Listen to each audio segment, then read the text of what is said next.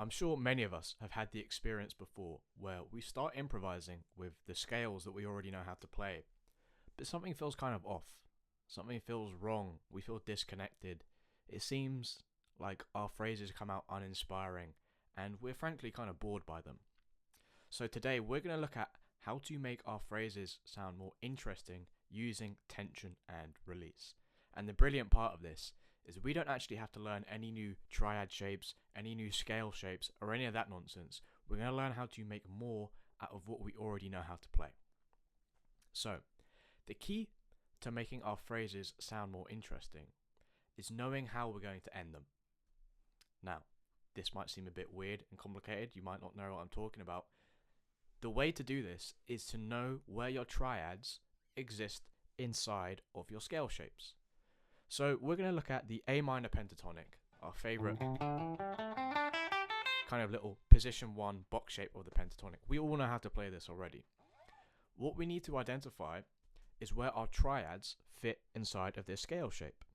So we know that a triad comes from a root, a third, and a fifth. Let's start by finding where the root notes are.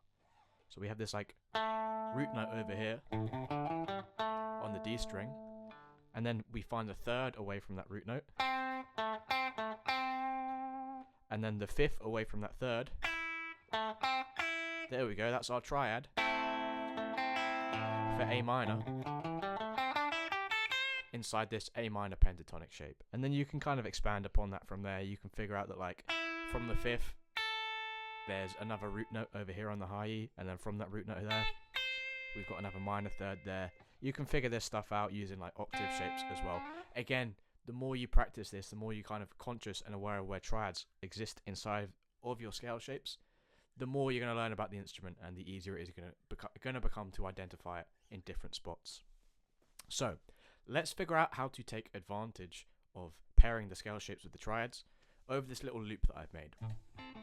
So this is a nice little like funky type of loop. This is going to work perfectly with this A minor pentatonic.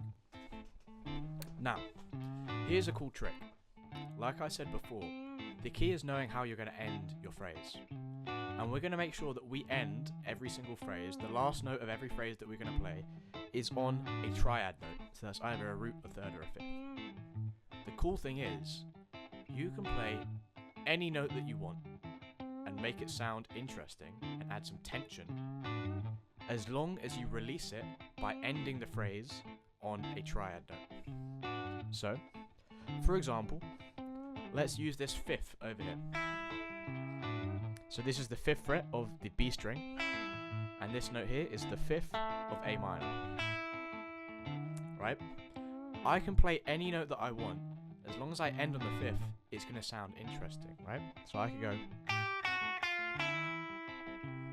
I just did like a chromatic walk down, right? Again, we know that this is part of the pentatonic scale.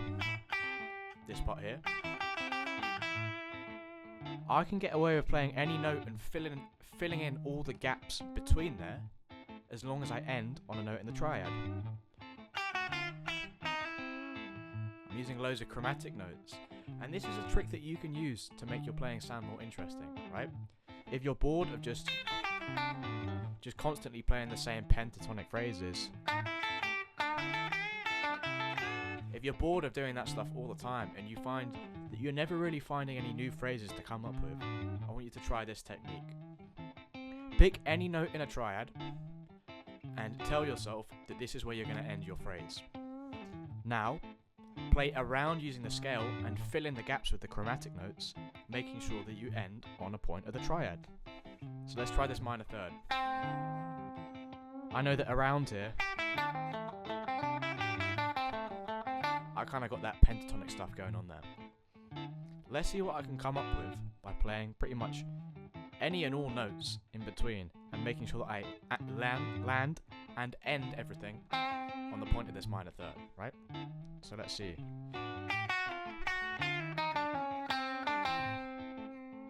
Right? You can come up with these like interesting, tense, almost jazzy sounding phrases, but they work in this pentatonic context, right? As long as you know how you're going to finish your phrase, you can get away with playing almost any note. Okay, let's try this with the root note now. So I have this here. I know that I have this pentatonic shape around it as well, right?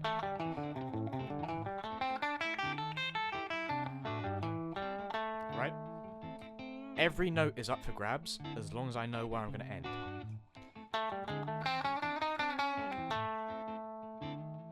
And again, it might be too much if you're always doing this kind of crazy chromatic stuff.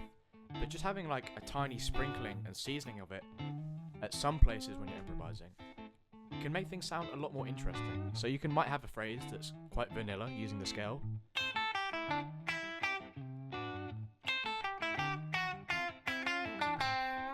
And then season in some of that chromaticism.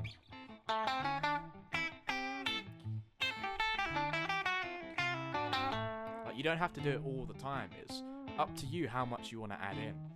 But it's a very useful trick you can have in your playing to make things sound more interesting, more inspiring, and less boring, right? We don't always do the same habits over and over again. We want to add some new kind of ideas and use what we already understand in a new way.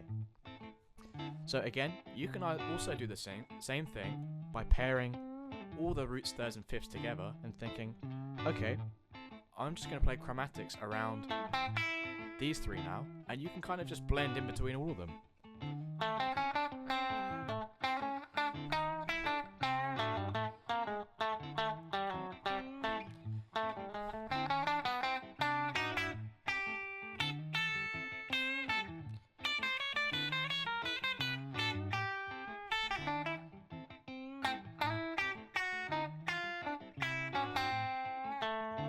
And again, you can start to pair notes together as well.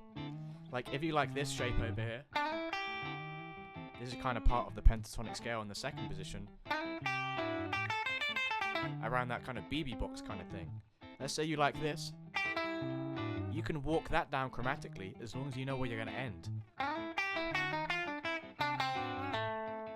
Right? It's completely up to you how you choose to use this chromaticism. You just got to know that it's an option, right?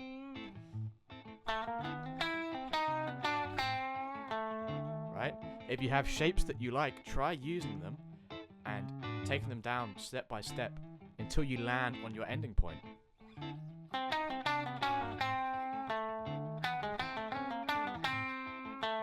It's completely up to you how you use it. And again, we can start to expand upon here. We don't have to play in this position forever, right? Let's say you kind of get bored around here. Learn where your inversions are for these triads. I can invert this triad over here like this. And again, I can do the exact same thing. Play around these chord tones, these thirds, roots, and fifths. And do the whole chromatic thing, right?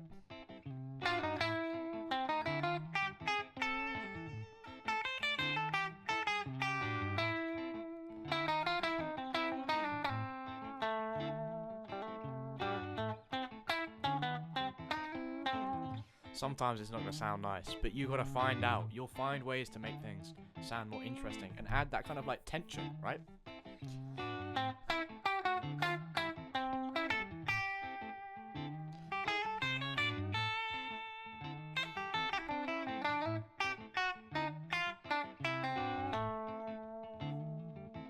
So the key to making your playing sound more interesting, to add that tension and release, is usually going to rely upon you adding some chromatic notes into your playing. Again, it's up to you how much you want to use. You don't have to use too much, but it's nice to know that it's an option, right? We can make phrases sound more interesting by filling in those gaps in the scales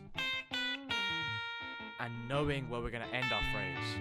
That's the important part to making phrasing sound more interesting, making it sound intentional, right? It's knowing where you're going to finish. You need to have an end destination point in mind when you're playing a phrase. And those endings, that end destination point, it's going to be your roots, thirds, and fifths inside of those triad shapes. That's why it's so important to learn your triads. If you found this video interesting, I've got another video over here for you. You might also find that interesting too. I think you might like our school community as well. There's a link to join that in the description. It's completely free to join. And I also have a triad masterclass that you can book with me. Again, another link in the description. If you're unsure on how to play the triads, I have a system on how to learn all the major and minor shapes and pair them all together and figure out how to use them easily on the fretboard. So again, if you want to level up your triads, there is also a link in the description to book a masterclass with me.